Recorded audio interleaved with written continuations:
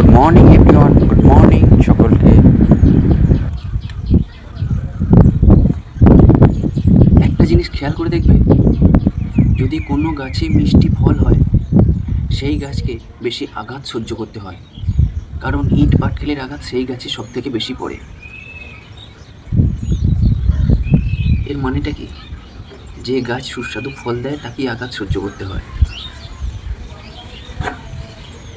তাই আজকাল আর আমি রাগ করি না, কারণ রাগ সহ্য করার জন্য যোগ্যতা লাগে। একজন সৎ এবং আদর্শবান মানুষকে এ দুনিয়ায় বেঁচে থাকতে গেলে অনেক কিছুই সহ্য করতে হয়, অনেক অপমান, অনেক অবহেলা। আমরা বাঙালি, একটা জিনিস দেখবেন, যেইখানে হাসি দিলে সব থেকে বড় প্রবলেম হয় সেইখানে আমাদের হাসিটা বেশি পায়।